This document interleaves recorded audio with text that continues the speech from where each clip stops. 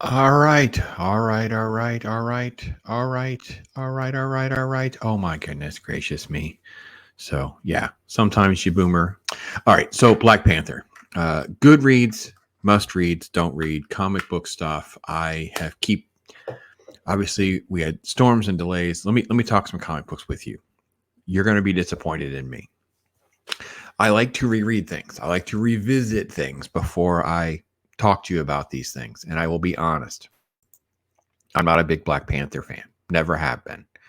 Just can't connect. Don't care about the world that they built. Don't care so much. He was fine in the Avengers as like one of the other guys that would kind of come and go. I enjoyed some of the stuff with Fantastic Four. I enjoy, pieces of things, but in the grand scheme of things, not enjoying it and not revisiting it. So let me first say this character dates back a long ways, right? There's a prototype that dates back to Timely Comics, which is the precursor to Marvel. 1966, you have Jack Kirby, and Stan Lee basically putting this together. And that's when Black Panther is introduced in Fantastic Four, issue 52. So Fantastic Four had been out for four years. Like this has been out for a while, right? There is a book. Now, I don't know if you want to call it my good read, if you want to call it my must read, because they're kind of both. Like this is a tricky one because I'm not sure I have one of these things, and I want you guys. You're gonna have to maybe throw some comments there. What I should read, what I should read. So this is why am I? Wait, why is it showing that? Okay, hold on. I want to show the pictures. You can see what I meant. I want that. I don't. I just show the freaking book. This was where boy, am I having that kind of day. Okay, the Mighty Marvel Masterworks. It's this pink covered thing with Black Panther just come flying out at you. It's written by all the goats. It's done by all the goats. This is the big one, right? Okay, so read the old stuff, right? That's what a lot of OGs like me are going to tell you, right? Go back to the beginning. You have Roy Thomas stuff. John Buscema is in there. And it's like, Fantastic Four, Tales of Suspense, Captain America, Avengers, Daredevil. It's all this stuff from the 60s, right? It's going to go all the way through. And I think I misspoke. I think earlier I said July 1966. I meant 1961. I'm sorry. So, by the way, I did misspeak a little bit there. All right, well, Fantastic Four started in 61. And in 66, that's when Black Panther was added. So I'll make sure I was trying to be as close as I could. I think I said 4 years, and I didn't mean exactly that. So he is the dude in a suit, and they have the mythology. And I will say, a lot of the criticisms of the movie and a lot of the criticisms I have in the movie is some stuff is just said and we don't really get a lot of depth to it. In reality is in some of the original comics, that is kind of the way it was done as well. Like there's a lot of stuff about T'Challa of like, it's Wakanda, this technologically advanced place. And when the ship shows up to get the Fantastic Four, it has this technology that everyone is sort of in awe of, right? And you have sort of this element of conflict that is sort of manufactured where you don't know if you can trust T'Challa or not. He has this concept, like when he first meets Captain America, that's in one of the Tales of Suspense. He like attacks him and they're like wrestling. It's like, okay, you're good. You're worthy of my time kind of thing. Like it's this very strange thing. Like, well, I thought Cap might be an imposter, and it's all. I just didn't enjoy it as much as I thought I would. Even Klaw, like Klaw's okay, and again, you go through these issues, the first couple issues with Fantastic Four, and then Klaw comes back, but Black Panther's not really in that. It's more like the Fantastic Four. He's got this little piece at the end. So the history of Black Panther is kind of drawn out. It doesn't seem to me like they really knew exactly what they were doing here in a lot of ways, right? They stuck him in Tales of Suspense because you have sort of like Tales of Suspense 97. And all these are in this book. So if you look at that book, you get all of these in that collected volume. It's inexpensive. It's a good way if you wanted to get like the original stuff to read. And you can decide if it was something you want to invest in or buy or collect accordingly. it is beautiful art. The Jack Kirby art, of course. I mean, it's phenomenal. You have these shots of things that don't even matter. And there's one with this mechanical stuff, and you can see all of the gears and intricacies. And compare that to modern comics where it's all this generic vanilla purple, pink, magenta backgrounds and nonsense. And it's just beautiful stuff. But it also is the 60s, right? It's very simplistic. It's very it's very low key compared to some of the complexities that we're looking for in today. And today we feel more comfortable just throwing all sorts of crazy things against the wall. So this is kind of like my good / must read. I don't really have a must read for Black Panther right now. I didn't get through everything. You guys will blow up my comments. I want to revisit Christopher Priest run, which was the one that I think I held in highest regard, but it took me so long to get through all of these issues, this OG stuff, that I didn't really get to it. And the movies come out. I didn't want to put it off again. I just hadn't gotten to this video. Of course, I'm off next week, so I'm not going to be able to catch up next week. So I'm like, let me get, my first. I'm going to treat this as like a volume 1, volume 2, volume 3. Because let's be honest, there's so much stuff to read. There's so much stuff to talk about. But Black Panther is not one that I'm married to, that I'm enjoying. So I can just tell you, I apologize for that. I'm not going to fake it and just tell you, oh yeah, read this one, or I heard it was good, or so-and-so said it's good, so I'm going to put my stamp of approval on it. I'm not going to do that. If that's what you're looking for, it's just I'm just not the right person for that. So it is sort of kind of a duplicitous good read, must read, don't read, because really that center one, that pink, the Masterworks, is sort of a good / must, depending on your commitment to this character or not, and what you may or may not enjoy. I can tell you this: enjoy it more for the art, and then second, just kind of have the general framework of this mythology of the African culture, the Wakanda, this mystery of the tech, the non-tech, their knowledge, vibranium. And all of these things do come out and play out pretty well over the years. There's massive gaps in time. So to pretend that, Black Panther is this big phenomenon in comic books dating back that far is just really duplicitous. I mean, you're talking about stuff that, he first appears in Fantastic Four, that's 52, 53, and then in 56. And then you have Tales of Suspense, that he appears in those issues, and then you have these random appearances. So this early element of T'Challa and his introduction of Klaw and all of this is stretched out over several years, very scattered things, and I can see them liking the concepts and the pieces, but they didn't quite have enough to know how to run with it. And it's not till a little bit later that we get something that sort of like coalesces and solidifies on what they want to actually do. Now, I'm also kind of critical of the character, and this is where I want to get to my don't read, was how they continually tried to level him up.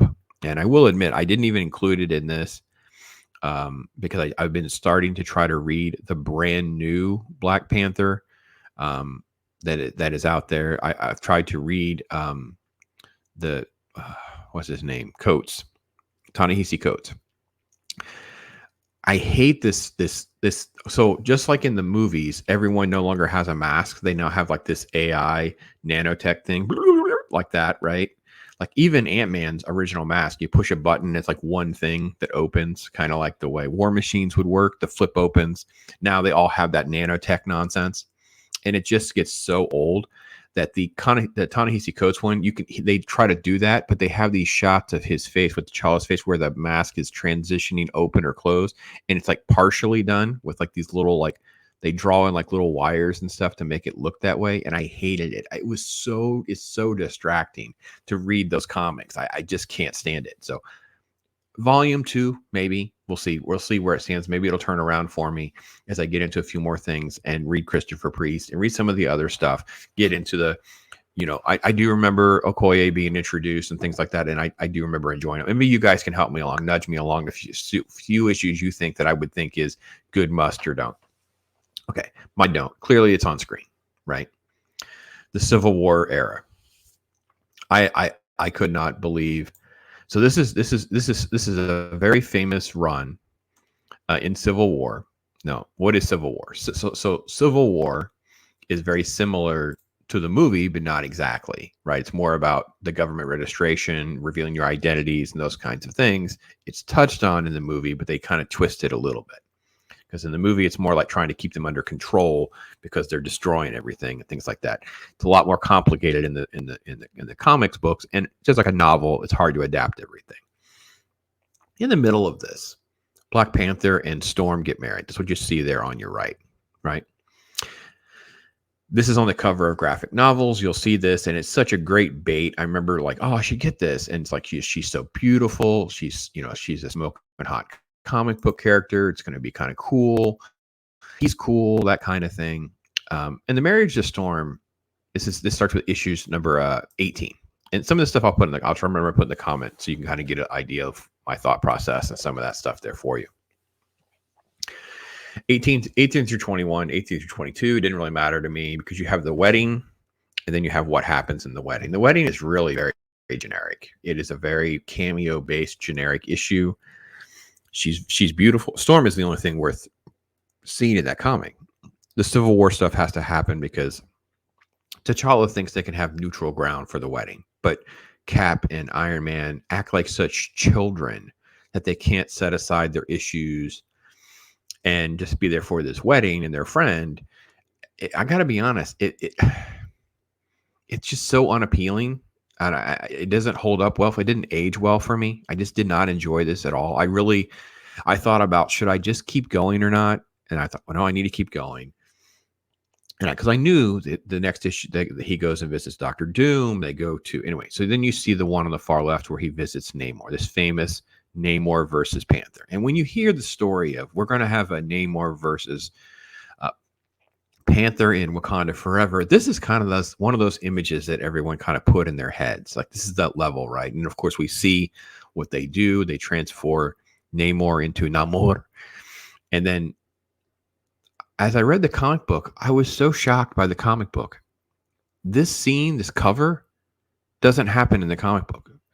So whereas I said it before, in some of the old issues, you might see like a, Captain America versus Black Panther cover, and inside they're not really fighting. There was like a generic little conflict, but it's exaggerated for the cover to sell a book. Here, it's a bold-faced lie. There is no fight. It does not match. So I don't know when they ordered the cover. The story wasn't done yet, because that does happen as well, guys. You have a artist that's asked to put in a cover. Maybe they have a few that are sort of like stock covers and things like that are sort of kind of constructed, or maybe something else happened and they had to make a change at the last minute. It is a bold-faced lie. This fight never happens. There is no conflict. The entire premise of this run, from their wedding to these issues that happen, is they're going around the Marvel universe, first to Doom, who tries to turn on them, and then you have other areas in this. They go to the Inhumans. They go to Atlantis. They go and they try to do with the X-Men.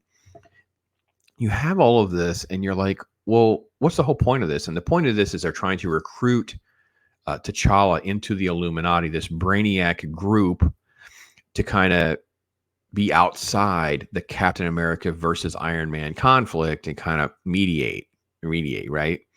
And I got to be honest, none of this works well at all. Like, it's fine that it's happening and it's in the background to Civil War, but all of the fights and all of the conflict is just lame and dumb, and it's not relevant. No one really is going to die. No one is really going to get hurt. You have Sentinels showing up, and have all these things that happen, and yet at the end of the day, nothing's really happening. Like, it's very, very exaggerated to sell their books. And this is before a lot of the other contrivances, because at least the numbering is in order. It is a story. It is a cohesive. It's not woke. She's treated in a very respectable way. He actually talks down to her at one point, and then they kind of move on from that, and they don't really address that in the element of the room. Like, he's kind of like, no, I'll take care of this. You need to kind of let me take care of this.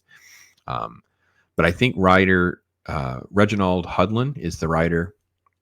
It is just sort of, it really got a lot of hype because of some of the timing, because Civil War is this massive event that sold a ton of comic books and things like that, but I cannot recommend wasting your time with any of that kind of stuff. If you were to be able to get like a collected set or something that had a whole bunch of these in it, and it was super on the cheap or whatever, it is literally a lot of page turning, because it's just, there's a lot of talking, not a lot of action, and the action is frivolous nonsense. The stuff with Doom is like, okay, conflict, robots, and then it's like, oh, you're not really Doom, it's an imposter. Oh, robots fight, leave. Okay, Inhumans, they get attacked, but they don't really mean attack because it was done in accident. It's just like all of it is just fluffy nonsense, and I really just did enjoy it. So, okay, on this to-do list for Black Panther, Christopher Priest, as I mentioned, creating Okoye and all that, which I remember in positive ways, but have not read literally for at least 15 years. It predates me coming like out of comics like in a major way, which was, I kind of went in and out about the 2005 to 2010 era, and it predates all of that. So it's been before all that I read it. There's a Killmonger resurrection story that's thought of, and it reminds me of the What If episode. So there's a What If episode where Killmonger is Black Panther, basically, and there's like all this Secret War stuff. There's also other issues with, Namor attacking Black Panther for real, tied to what's called Infinity, which is another version of their Infinity Gauntlet, ripoff, remakes, whatever. So those are all the things that are kind of on my palette of revisiting and expanding some of these Black Panther comics. And I may find some things, and we'll do a volume 2. We'll do a follow-up. And I've already been working on making some notes on others and other characters, but feel free to leave me your comments, give me your suggestions, characters you want me to do, those kinds of things. And if I've kind of let you down a little bit, it's all right to let me know that too. So, all right. So because of the expiration date on all of the Namor conversation, I've been playing this as my either my intro or my outro for things that are related to Namor and Black Panther. So this is that. Hope you can have a giggle at my frustration when I first saw what they did to Namor, who I'm not even a huge fan of, by the way. But this is actually what it was like being in my head. Thanks for watching. I'll talk to you soon.